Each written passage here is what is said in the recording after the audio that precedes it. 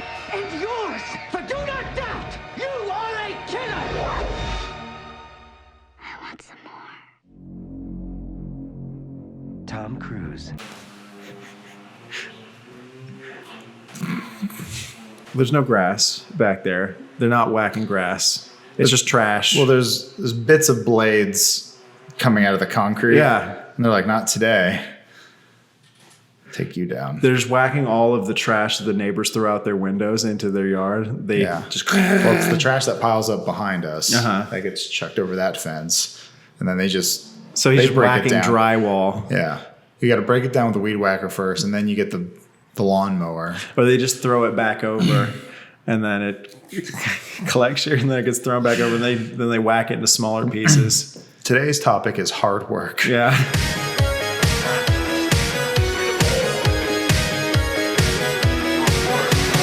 When I was a kid, detested chores and dishes, and I thought I was smart. And I told, I think I've told you this before. I was raised in kind of a weird way where it's like, it was my mom and her roommate. Yeah, 2 lesbians. They weren't.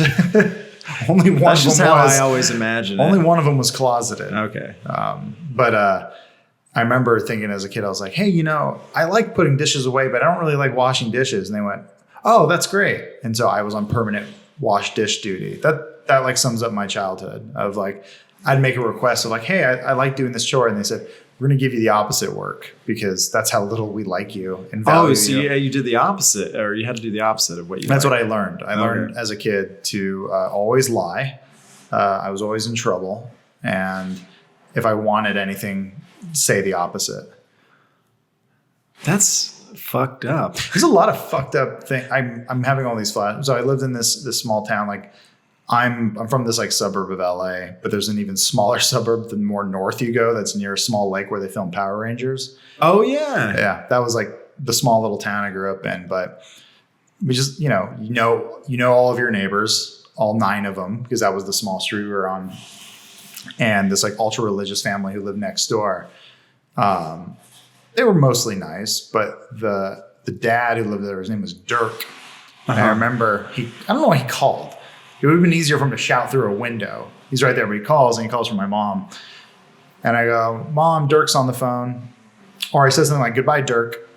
And then when my mom picked up the phone, she talked to me. She goes, hey, Dirk said you called him a jerk. I was like, no, I just said Dirk. And she's like, I'm maybe 6 or 7 at this point, but I remember this very vividly.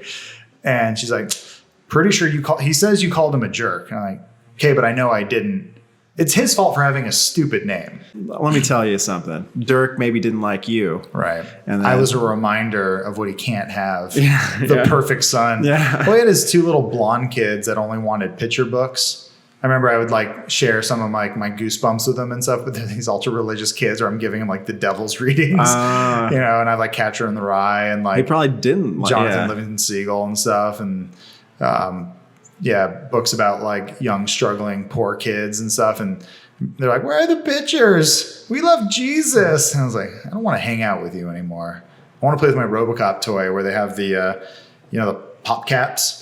It went down his back. Oh, yeah. So he yeah. actually, Went choo, choo, choo. so he actually fired off sulfur. Yeah. That's when toys were cool. Yeah. And they could blind you. Yeah. Here's a toy from an R-rated movie from the 80s. Man, that chore shit. That's a big piece. It's a little thing that adds up to a big piece later. The what, shores? The chores. Chores. Oh, yeah. Yeah, where you're like having to say the opposite of what you want. I'm just like, all this stuff.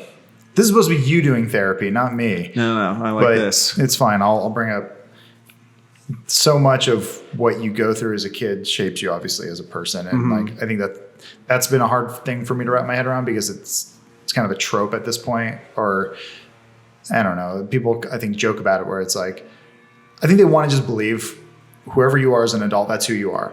Your upbringing has no influence on you whatsoever, which is like the complete opposite. It's like all this, your brain is developing through what the 12 through like 16 is like some of the most important time for your brain to be developing. Like whatever those traits you learn at that time will be permanently part of you.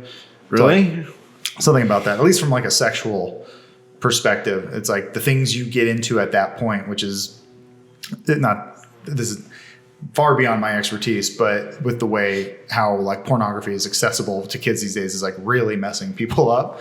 And Is that why I only like porn unless it's like scrambled? I can barely see it. actually, yes. There's a reason why you prefer VHSs. Yeah. And It's like I have to download Pornhub and then find a machine that transfers it to VHS. and then transfer. They go to the Goodwill to get the VCR. Your whole setup is it looks like like a dubbing studio from 1992. Yeah. I have the wheels that I'm like going Star back. wipe. Yeah. Yes. And just Star wipes to an asshole. It's a big lever. Just, Yeah. Yes. And action. Actually, but yeah, no, I mean, a lot of that is very true of just like in a weird, funny way. It's like that stuff that, food, sight, smell, any sort of dopamine hit, which would come from pornography or TV shows, nostalgia, all that stuff that development period is very important. And like that stuff's going to carry with you for a long time. 12 through 16. So that would have been like 99 through 2003 or 4 for me or something. Yeah. Middle school, high school time. Yeah. Those times I was definitely like, I was literally, after school, I would usually go to the bar that my mom worked at. There's like this place, this like pool bar, and I'd go, and that's where all the Bandito bikers hung out too. And because I would go there after school, because I didn't really have a lot else to do at the time, I would go hang out there and play pool for free. So I started learning how to play pool, but competitively, and to be a shark, and all these banditos who are drug runners and murderers and definitely traffickers of prostitutes, that kind of stuff. Cool. They'd be like, Aaron, let me show you how to do, a perfect bank shot. I'd be like, yeah, Mr. Bandito, and then You go shoot the side of a bank. Yeah. Well, it'd be like, it kind of fucks with you because like you normalize these, in my case, like, because the banditos were fucking awful people, they would, say stuff about like different races or women or whatever the thing is. And you just be like, that's just the talk, or whatever. And you don't realize at the time as a kid. I mean, you have an instinct. Even at the time, because again, I read and, was pretty educated, or I sought knowledge. I'd be like, these people are pretty fucking rough, like, I don't agree with this stuff, but you're surrounded by it all the time to where even if you don't agree with it and, you know that it's wrong and all this stuff, you kind of tune it out, which is not good at all either, because you kind of normalize like, that's just how it goes. But like, I can't be a 14-year-old kid and be like, Mr. Bandito, you shouldn't call Mexicans that. And he'd be like, you're right, Aaron, let me show you something out back.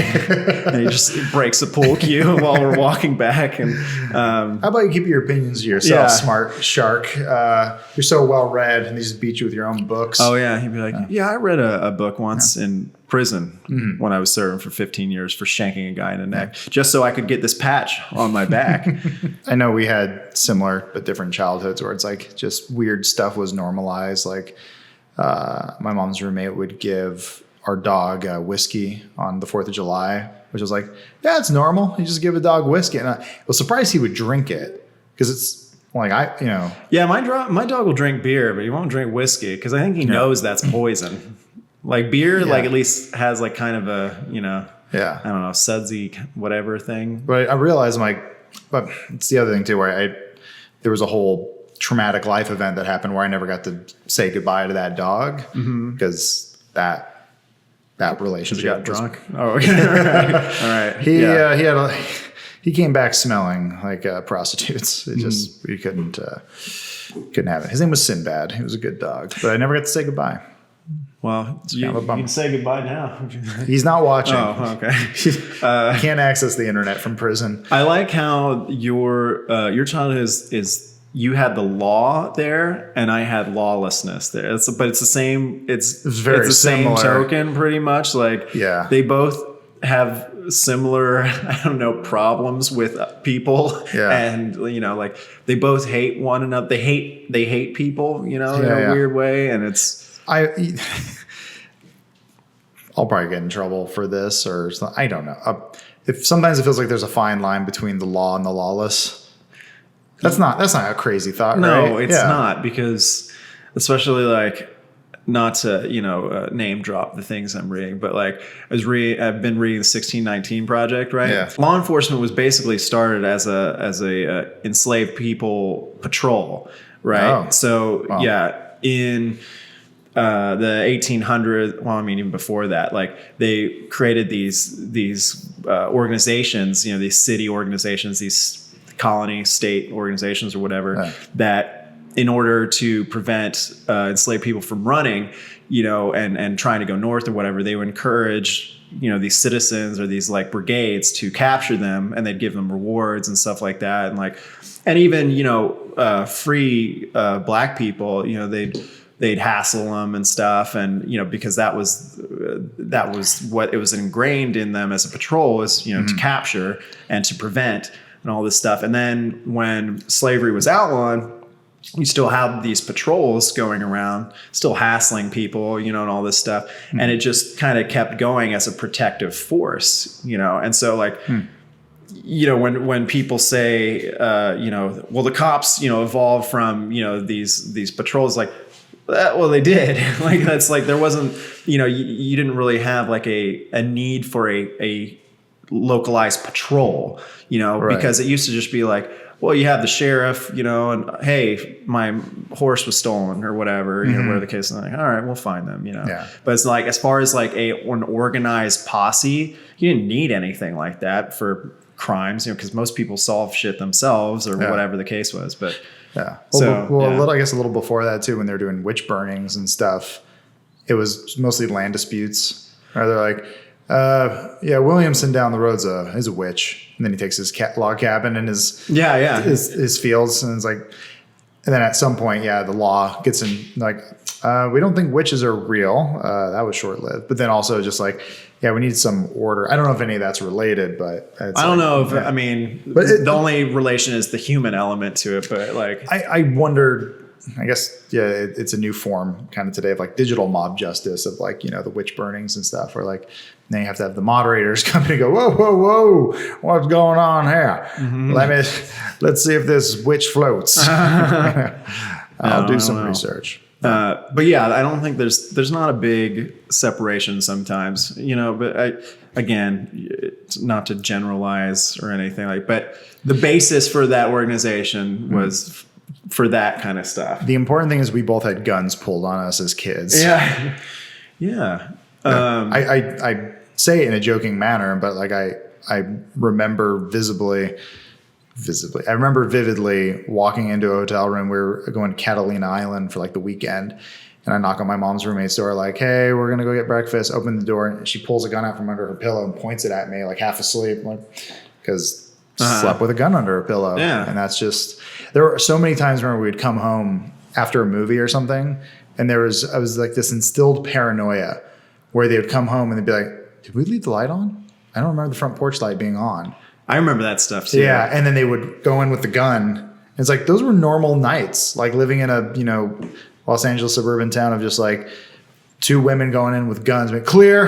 Like, what the and just thinking that's normal. I was like, I guess you had a version of that too, but I don't know. Well, yeah, but it was more like, did we leave the drugs out? Did I leave the TV on? Who was in here watching MASH? Well, there's like, because there was two sides of it, because like, there's the paranoia parent side of it, and then there's the other parent who runs with criminals side. So the criminals would be like, did you talk? Were you followed? Did you talk to anyone? That kind of stuff. And I'd be like, who are these fucking crazy biker dudes that like, they're all biker, all of them. And it was also interesting to be as a kid, because like you talk about the deaths that your mom would show you or something, or you'd hear about or whatever. Yeah. All these bikers, like they'd be like, yeah, Big Tiny got shot last week. They passed around a bucket for him, and be like, this is, he's in ICU, like whatever you can get. He's at a veterinarian right now. Yeah. It's getting the horse tranquilizers. And then the person always died, They'd be like, Mickey D got hit on his bike last weekend, pass around the bucket or whatever. And, well, like for us, it was always cop funerals, and like, right. Didn't go to them all the time, but like there were certain like ceremonies and stuff we'd go to. And then the one, I don't know why it stands out for me, but there was like during the LA earthquake, the story, the way I heard it, I could have heard it wrong and I'm just passing it down incorrectly, but there was a motorcycle cop on one of the LA freeways. And as he was going, the freeway broke apart. It's like an overpass and he flew off and died. So then they named the freeway after him. That might not be true. I mean, that sounds really cool. Like a cool way to get a freeway. You're just like, and then it freeze frames and it's like, and then it fades to the sign of like, Daryl whatever Memorial Highway. It's actually a bronze statue of him midair, like doing that, like a wheelie. His hand is not on the brake. Yeah. Fuck that. It's just like, nope, full speed. No. Man. Yeah. There's always like weird stuff like that where, just like really strange ways like cops would die. It was like, oh, the earthquake got him. Like, not what I thought. Shootings were rare. Did that affect the way you thought about death in any way? I think it normalized it. Right. So that's the other weird thing is I haven't really lost too many close relatives. Most of them are still alive.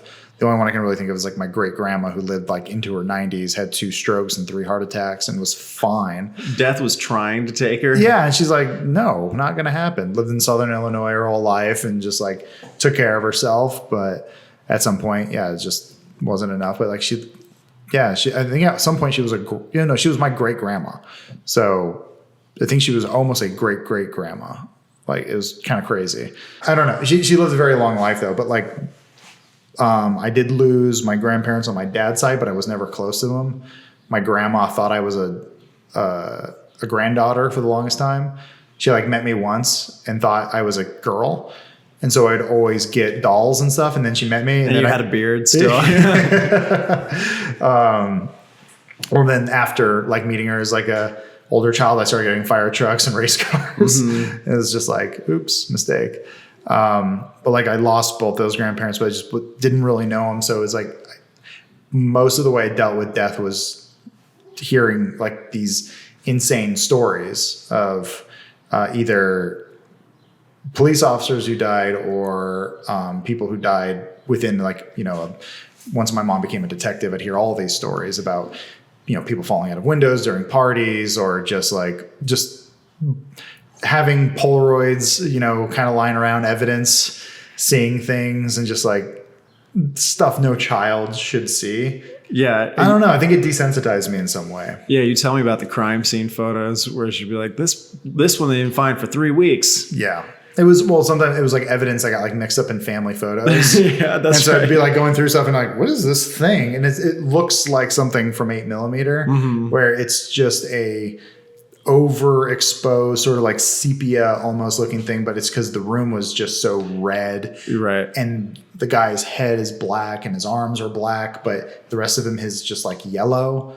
And you're like, what is happening? Oh, the blood pools to the different parts of the body. And you're just looking at this thing that looks fake, but you're like, I'm looking at a dead body. This is really weird. It's because your brain disconnects because you're just like... Kind of has to. Yeah, it's a defense mechanism so you aren't shocked, like... Yeah. I mean, like growing up as a kid, RoboCop was like my favorite movie. And I think I knew that was fake. It's one of the most violent movies for a kid I grew up watching. But like, I don't know. I still closed my eyes when I saw Jurassic Park for the first time because I was scared to see the Dennis Nedry get eaten alive. There's definitely a difference, though, that there's a strange silence. And for me, there's a strange silence when you actually see someone who's like been killed or is like, for instance, like I saw one of the bikers get hit by an SUV and fly up into the air and then land on the ground and was just dead, and you're like, and it's hard to describe it. Their limbs were all not right. And actually, weirdly, an EMS dude was nearby, but he had been drinking or something. So he kind of came up and was like, I don't want to get back. And he obviously knew what he was doing, but he was drunk too. But he was like running on adrenaline. He starts straightening out the guy's limbs and like turning him over so he can, I guess, breathe or whatever the case is. And like, but the guy is just, gone. And like, when you see that, you have this disconnect, your brain's just like, goes into preservation mode because you're seeing another human being, which you are, suffer this fate. And there's some weird silence that happens where you're like, where you're internalizing it and you don't really hear anything else, and really, really odd. Yeah. Weird. Yeah.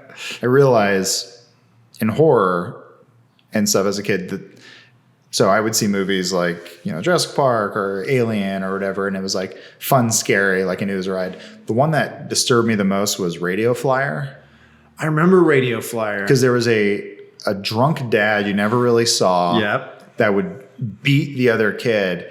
And for some reason that to this day is like the scariest like monster out there, is like, because it speaks to you. I think so, on some level of like, well, I realized so much of my fear growing up was of adults. I was like always afraid of adults. Were just the worst, like in my eyes. They didn't have my back. I felt like I was there. They would just leave me out in the cold. It was like funny to them to like pick on the kids. Like that was sort of like the world I grew up in, where like kind of raised by a lot of people who weren't my family, and just like I've always learned to be afraid of adults. And so like Radio Flyer is like, that's what I miss. I miss, if you want to do like good horror, it's like do the drunken stepdad, do the children. And I wonder though, like, because I had the same visceral reaction to Radio Flyer when I was a kid, and I remember they're trying to like build an airplane out of this fucking wagon.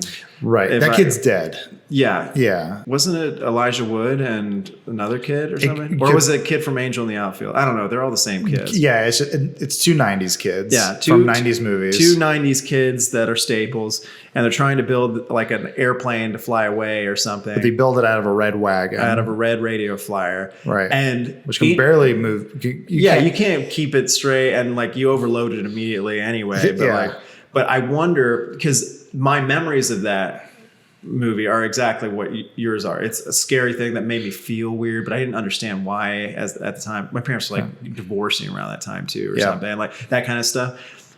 But I wonder if I'd watch it now and it's like all Disney-esque, and it's like, and they're like trying to like fly away and just do all this stuff. And I'd be I mean, that movie is like, it's kids dealing with trauma in a lot of ways. Like that and Drop Dead Fred are actually like movies that I think hit a nerve. I know, but like they hit a nerve at the time. But if you watch, I wonder if I watch it now and like a Fortress or something like that, it doesn't quite hold up. I mean, sure, anything that old. We watched Basketball while you were here, and I was like, I remember this movie being funny. It's almost 30 years old.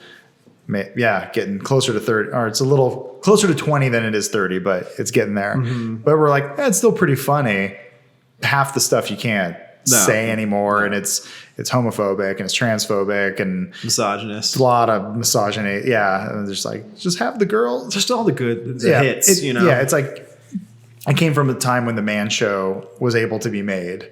Oh yeah, and they aired on the same channel. The 90s had a flavor, but just like Radio Flyer, I remember the dad was always silhouetted. You never saw his face. That's right. I was like, man, I don't remember that because it's just like a shadow man. Because that's how I remembered adults. And like whoever directed that, like kind of hit that well, where it's like, there are these giants you can't see. You don't get the details of their face, but you're afraid of them. And it's just, the kid would always just be beaten and bruised.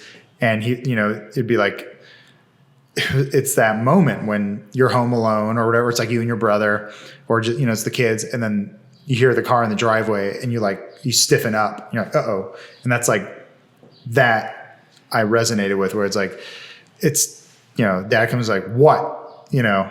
What's going on? And then you hear the fridge open and it's like, yeah. You're like, no. Like, that wasn't, because like my dad wasn't around in that way. I had like fun weekend dad for most of my childhood, but it was like other adults in my life, because my mom would work weekends, so I'd be with her roommate who had family up in Palmdale, which is like, it's like meth people, basically. Trailer, and I didn't know trailer place. They literally lived in a trailer park, and we would like stay in the trailer park over the weekend. And I just hung out with trailer park kids. I didn't know they were trailer park kids. I didn't know what it was. I was just like, yeah, we're just hanging out with kids. But like their dads were that like you'd hear just two people arguing in the backyard or in the kitchen, and just like not really clear what's going on. And like one of the kids would be sad. You're not really sure why. And then you find out like the parents have been like talking about divorce for the last 3 months, and it's doing a number on everybody. Sometimes kids would just go away and then show back up 6 months later, and you're like, hey, Albie's back, hey, and you're like, where'd he go? You know, and it's like you don't have these answers, and like as an adult, you get older, and you go, oh my god, like all this stuff was happening, I had no idea. And anyway, yeah, Radio Flyer. It's a fucking horror movie. For a time, we were living in like this subsidized student housing. My dad's trying to go back to school. Single dad, working two jobs, 2 kids. Like, I mean, I was babysitting Lynn when I was 8 years old. It was an 8-year-old and a 5-year-old at the house by himself. Well, like my dad would go like bartend at night and then go and work at a dealership during the day and then go to school in between, you know, do all this stuff. Anyway, so we're living in this like really run down housing, like subsidized housing area. And it was like really formative as a kid because I was surrounded by all these other kids, like what you're saying, where they're like, dad might be in the military or just gone or whatever, or in jail and all this stuff. So we run around like a BB gun, shoot out windows, like doing all that like kind of stuff. Yeah. And, but we lived next to this man named Ira. And he was like this, I mean, seemed like a gargantuan man, like 6'5", but maybe he's like 5'9" or whatever. But I was a kid. You're 8-year-old, so everyone's huge. Yeah, but he's this tall, huge man, and he had been in jail for a long time. He was a black dude that, you know, got way too long of a sentence for something stupid as a kid. Right. But in jail, he became a born again Christian, and he'd been out for 15 years, 20 years or something. But he, you know, was a born again Christian, going to school for a new trade or something. But because he believed so much like in the Lord providing, he didn't work a whole lot. Like he's like, the Lord will provide, you know, that kind of stuff. There was that kind of Christian stuff. Mm-hmm. And so like his water got turned off one time. So we had to run a hose from our house like into his house so he could have running water, like that kind of stuff. But anyway, so in my formative years, he's part of the church. He's like, he goes to my dad. He's like, Brian, we're having a play, and I play a character, and I'd like for you and Aaron and Lynn to come see me in this play because I think it would be really great for them. My dad's like, sure, Ira, you know, whatever. Like, my dad is my dad. He's not a church man. Yeah, he is the Antichrist, but he's like, but he likes Ira, you know, and so he's like, yeah, I'll come support you in your church thing. It's a huge church too. So we found out we go to this church, and Ira's playing the devil in this production, right? Okay. And also, he's like the only black member at this church, it seems. So read into that what you will. He's playing the devil, and the scenes are, and keep in mind, I'm a young kid. It goes like this. It's kind of vignettes, but it'll be like, it'll be this guy who's like stealing from the elderly or whatever. And he's talking to his friend, and the friend's like, you got to watch it, man. You know, like you can't be doing that stuff. He's like, I'm gonna be fine or whatever. And then he walks out the door and he gets shot or something. And then the lighting changes and it becomes all red. And he's like, where am I? And then Ira comes out and he goes, you made mistakes throughout your life, and now you're going to spend it with me for eternity. And he's like, no. And then all these demons come out and drag him back, Interview with the Vampire style, like into this thing. And then Ira, like, he ends the vignette with like he was an evil man his entire life, and he got what was coming to him. And then the curtains go, you know, and it would go to dark. And then the curtain would rise and it'd be this new scene. And each scene got progressively like where the infractions were not that bad to where it goes to this scene. It opens up on this family in this living room. It's morning. They're getting ready. And the man is about to leave for work. And the wife and the kids are at the table. And the man's like, bye, honey, bye. And they're like, bye, Dad. We love you. You know, you're so fantastic, blah, blah, blah. Yeah. And the wife goes, Fred, did you pray before you leave? He's like, no, I didn't get a chance, but pray for me while I'm gone, and I'll see you in the afternoon. She's like, okay, we love you. And he goes and gets in his car, immediately gets into a car accident and is killed.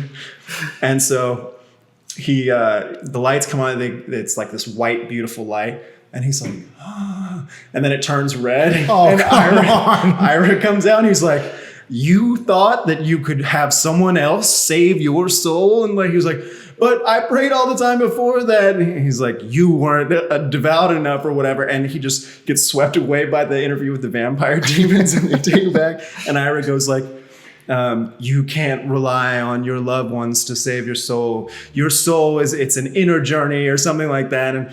And then, you know, he goes, ah, and he goes away and then the play ends. Wow. Lynn and I are sitting there like, oh, and my dad's like, oh, fuck. And so we go backstage as you do with theater stuff when you know people there. Yeah. And my dad's like, great shit, Ira. That was good stuff, you know, or whatever. And Ira's like, thanks. I really had to pray before I did this role because I could feel the devil trying to take hold of me. And my dad's like, yeah, you know, I know what that's about, you know. And you know, meanwhile, Ira's, you know, he talks to me and Lenny's like, you know, what did you guys think of the play? And we're like, it was really scary. He's like, you know, it's all true. You know, that's what he said. And we're like, okay. So we're driving home and I'm talking to my dad and I'm like, Dad, is that like can really happen? Like if you don't like pray once, you go to hell. And he's like, no, none of that is real. He's like, you're not going to hell. There's no hell. There's no God. Just like he just goes the complete opposite way. Man. But I thought about that play while I'm talking about it now, you know, 30 years later or whatever, because it was so affecting to me as a child. Like, so in my formative years, it was as absurd and funny and crazy as it was.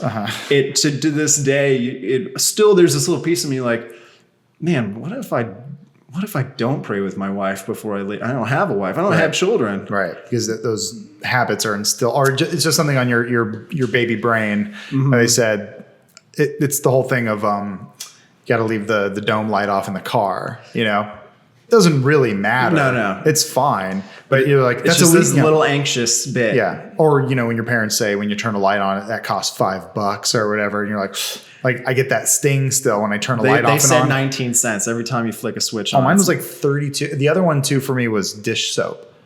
It was like, do you have any idea how much dish soap is? In hindsight now, I'm like, it's not the most expensive thing. Also, you don't need a pain in the ass to go have. Yeah, and you don't need Dawn. Get the cheap shit. Like it's fine. It's all borax. So just, you know, get a big industrial tub. You'll be fine, Mom.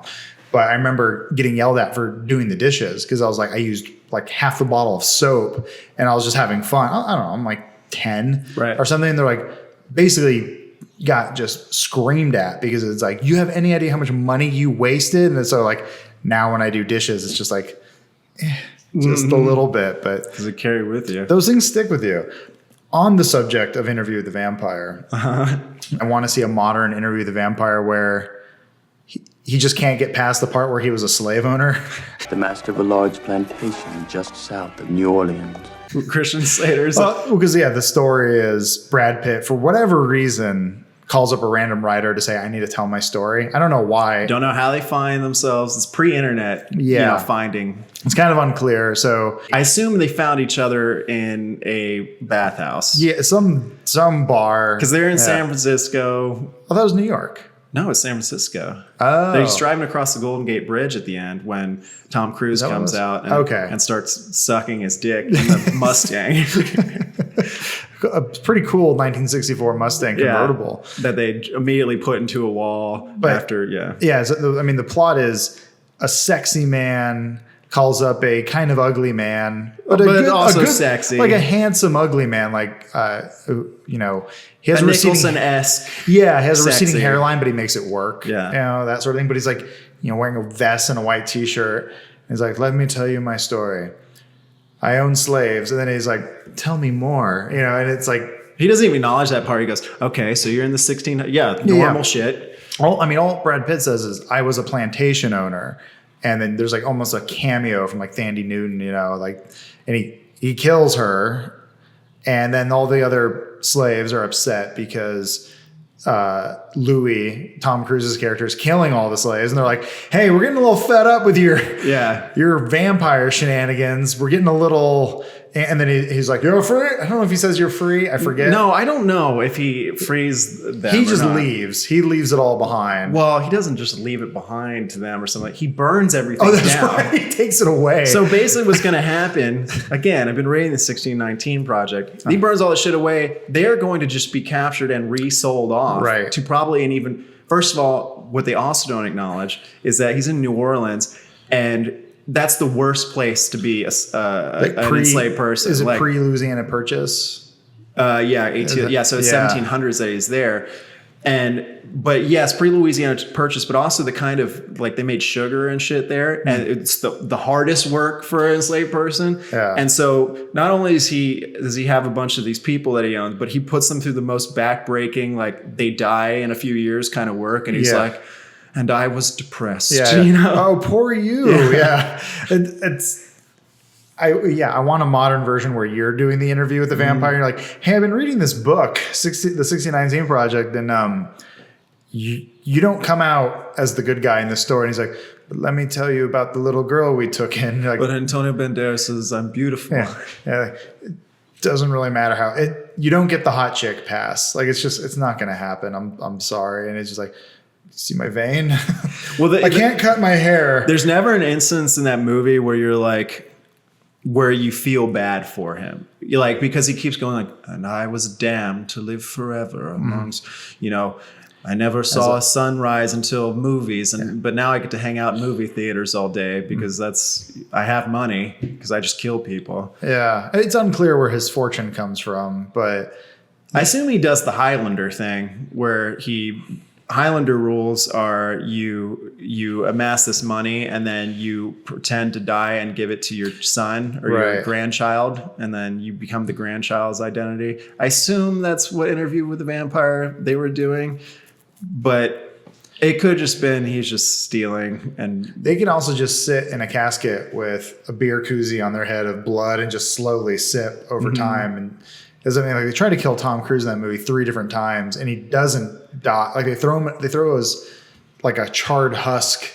or what? He eats old blood or whatever. So they throw him in a swamp, and he still finds a way to kill a crocodile or an alligator. Well, then he comes back, and then they set him on fire. I think, and then he comes back in the same clothes, but he's been wearing the same clothes for like 200 years and hanging out in New Orleans in like this house.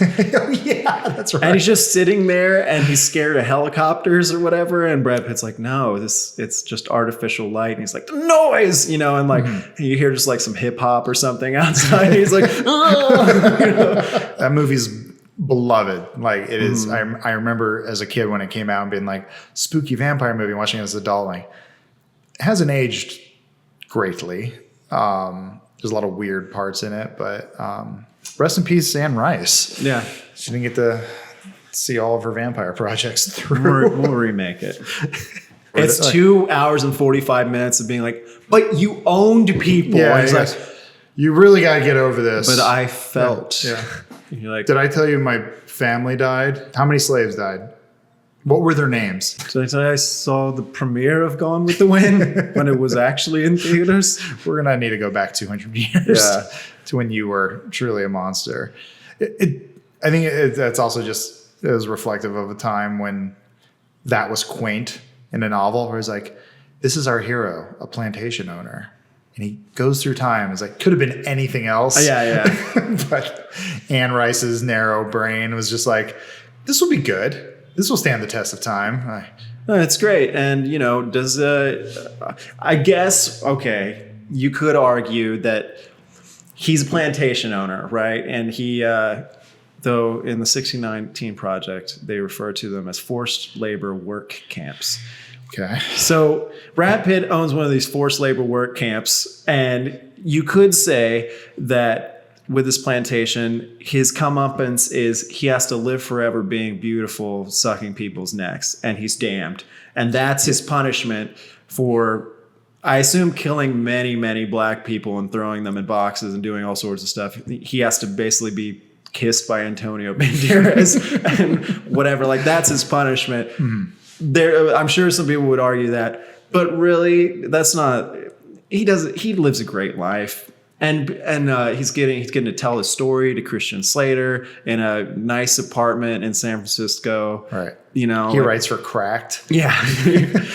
It's just like this BuzzFeed article he's putting together, and it's like interview with a racist vampire. Yeah, you won't believe the former profession of this vampire. You know, you're like, I met your friend on the Golden Gate Bridge. yeah, he sucked me off as we were driving across. Yeah, and he said, "I'm going to give you the opportunity I never had," and then he started sucking me off. Yeah, and now I can't look at helicopters or listen to NWA anymore. Yeah, thanks. It's a good movie.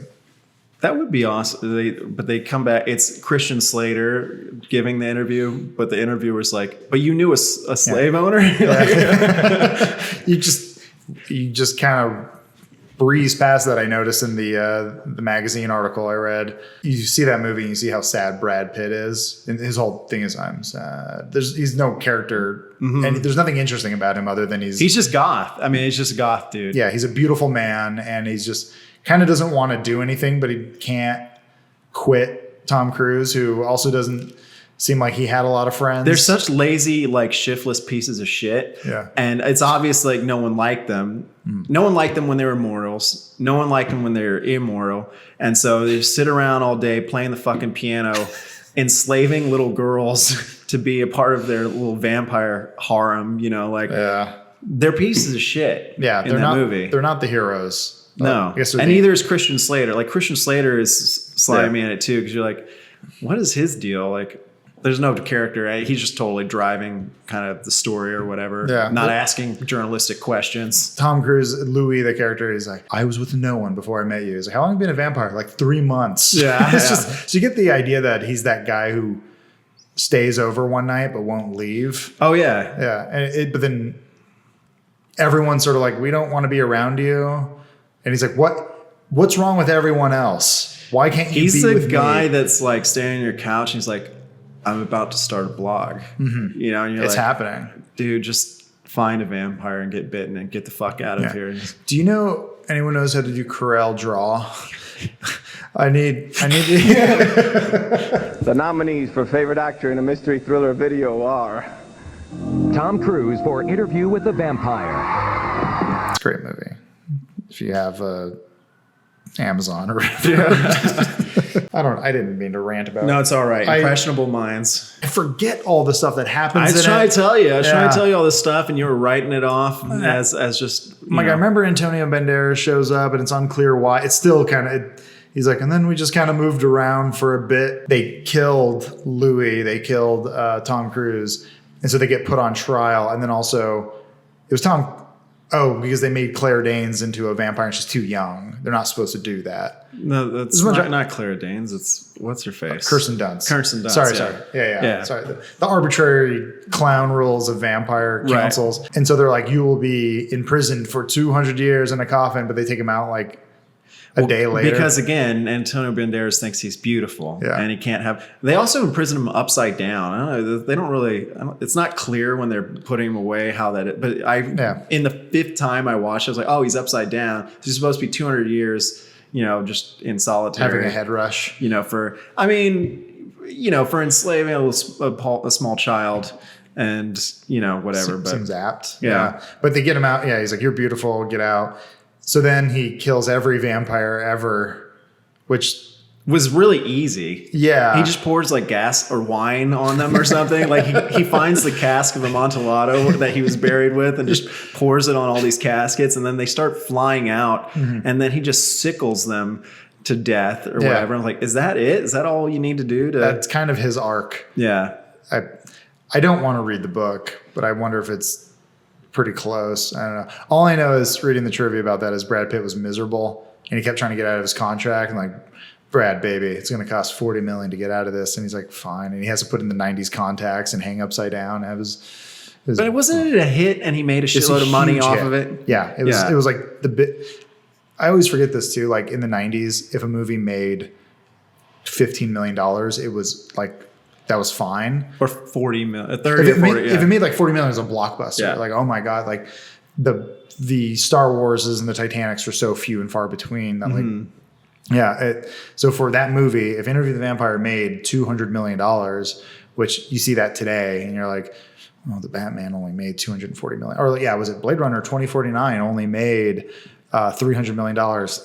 Not so good. And it's just like, it's ballooned to just it's an absurd amount. It's just insane. But yeah, so like for that movie back then, it was like, it's a hit. And it was nominated for Academy Awards for some reason. Well, best beautiful vampire, admired and kissed by Antonio Banderas. Best lips. It's almost like MTV Movie Awards. Yeah. The Blockbuster Award for favorite actor in a mystery thriller video. The bar was different. I'm not going to say the bar was lower. The bar was different. No, there were great movies that came out around that time. Oh no, the freaking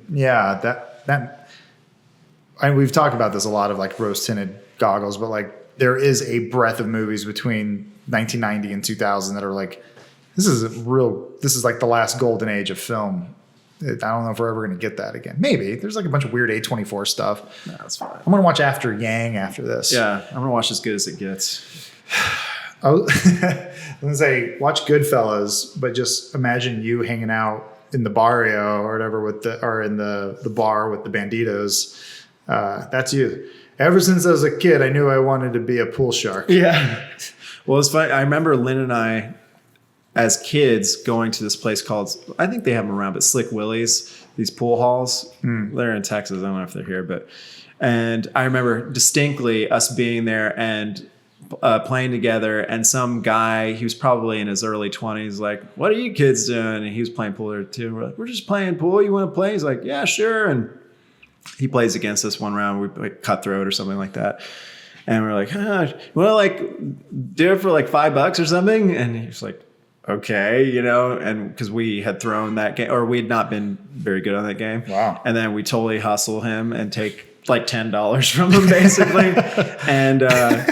And so much so that this guy like finds my mom and goes like, are these your kids? And she's like, yeah. And he's like, okay, what are they doing? Like, are they like hustling people? And she's like, well, she might be. They might be. Did you lose money? He's like, yeah, weirdly enough. I mean, I paid them, but and but we do stuff like all the time, playing like BCA tournaments and whatever. And it's a weird childhood development thing. Yeah. And be scared of the devil. What are we at? Oh, we're about to hit an hour. Damn. It's because we interviewed the vampire. Like the film itself, it just flies by. Like Brad Pitt swooping down to suck off a young Christian Slater. It's so much just cocksucking in that film. Like that's what all that's metaphor. Yeah. When he goes, Louis, take the old woman with the dog. I want the boy. I want the boy. And even like when he's like stroking the boy's neck, the boy's like, I think the boy knows he's a vampire, probably. He's like, I'm going to get my cock sucked by a vampire. That's my favorite. And then, I'm in an Anne Rice novel. Then Louis fucks it up by eating the dogs. Oh, is Louis Brad Pitt? Yeah. Oh, what's Tom Cruise's name? It's like Eldermore. I don't forget what it is. I got the names mixed up. That's how fucking forgetful. I don't know Antonio Banderas. I just hear Tom Cruise saying, Louis. That's right. And then, but Tom Cruise is it's like Mordecai or Eldemore or like. I thought it was like Gaston or something. It's like a name kind of like. I thought it was like very French. Lestat. Yeah. Lestat. Antonio Banderas' character is Armand. Kristen Dunst is Claudia. Christian Slater's Malloy. And Virginia McCollum played Whore on the Waterfront.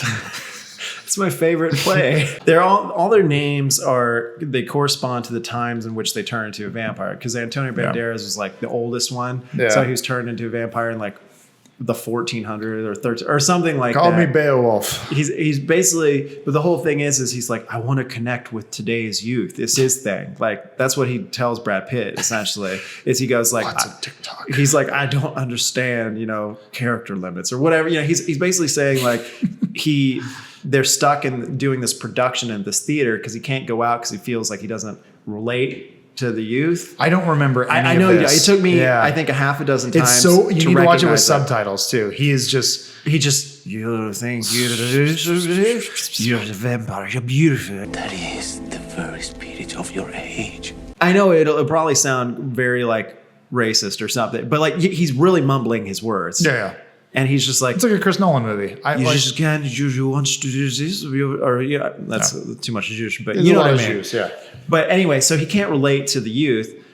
And then Tom Cruise has that problem too. That's why he's in the fucking house in New Orleans in like that would have been 1980s by that point that Brad Pitt sees him there. He's sitting there in the house curtains, you know, a kind of clothing, 1700s clothing. He's like, I haven't moved in 300 years. he's like just sitting in that fucking chair for you can't go across the street or something. It's New Orleans. It's fucking Mardi Gras and everything. You can wander the streets. Like, it's fine. It's far be it for me to criticize writing, but it's that thing where nothing exists until Brad Pitt or Louis in the room. Right, and sees it. Yeah. Yeah. Everyone is just in a T-pose in another room waiting, and then he crosses an invisible line and it's like, and action. It's just because, I don't know. Yeah. Things don't, he is literally the center of the universe and doesn't deserve to be because he doesn't do shit. Maybe the sequel, so it's the one after they're trying to confront him about owning people. It's along the same themes. He can't relate to today's culture, and he's trying to do SEO work for a company, and he's like, you need to show me, or whatever. He enslaves like some twink in San Francisco, you know, as a vampire. He turns into a vampire just so he can do his work for this startup. It's like, you understand Google Analytics. Yeah, and we work late nights. Like, that's fine. You will work from home. There are no snacks. Yeah. Like, oh. Or so he's like, you have to work from home during the day and come in at night. He's like, yeah, that's fine. Those are about my hours. The pay's lower, but you get equity. Yeah. You're like, okay, all right, fine. You'll be your family will be invested for hundreds of years. I'll see to it. I didn't own slaves. I also want to see a vampire that's bad with his money. yeah. They're just constantly like, I just thought penny stocks were good. You know, he got way too into crypto. Debt collectors call him for like 80 years over the same, like he has this debt from the 1940s. Like, right. It's like, you owe $8.50 for this Ford. Imagine too, if you're a vampire and you live for hundreds of years and you lost all your money in the crash of 1928, like that's some long-term. Oh yeah. Yeah. You'd be like, might be 100 years from now, might be and then like 2008 happens. Like, see that this is why I invest in rocks. Polished rocks is what I invest in. It's losing money now, but you're all gonna be dead. Fuck you. I'll be rich. Yeah. It's just if you're an immortal, time is flying by so quickly that you're like, I'm not going to invest in anything because it's all just going to go away tomorrow. Mm-hmm. You're all going to be dead. I can't invest in. He's like, I've seen Walmart coming. I've seen 1,000 Walmarts come and go. Like, I see where this is going. You just put it in some sort of like government bonds every 10 years, you know, just a mutual fund. Yeah. And then every 10 years you close that fund after 30 or 40 years. And then you just have this cascade of funds. Right. And then you reinvest. It was a pretty good strategy, I think. But it's got to be, it's got to be really diversified. Yeah. Interview with the boring vampire. Yeah. Interview with Wall Street Bets. Interview with the guy from The Big Short. Yeah. Interview with Jim Cramer. Oh, God. He's just like sitting across from a vampire. He's like, let me tell you what I think that you should be investing in. Theranos is a good idea. And then mocks Theranos. I heard you like owning people. Okay. Microsoft, Apple, Google. They tell you one thing, but they do another. Yeah. You can own people. Yeah. You just got to be at the right company. They're constantly looking at your computer screen. Did that software ever come out that you talked about a long time ago that your friend was developing or something? Yeah, it's absolutely. It's a company that they monitor everything that's happening on your computer. Yeah. They monitor your work productivity in real time. And you can look at all your other coworkers' productivity too. Ugh. If you choose that option. Yeah. That's not good. It's a real thing. Yeah. Maybe we save that for the next one. Yeah. No, I think we I guess it was how did childhood trauma affect us with vampires? I don't know. That movie made me scared as a child. Interview with the Vampire? Yeah. The trailer gave me nightmares. And then when you watch the movie, you go, He didn't pray before he gave his interview, and now he's not going to hell and living forever. My eyes hurt. These These aren't modern contacts. I tell you, I feel too much. Yeah. Well, your lip barely moves, so. Brad Pitt's a beautiful man. Yeah. Just leave it at that. How about a question from the audience? Yes，你有什么问题要问吗？他说你有什么问题要问他？有。 OK。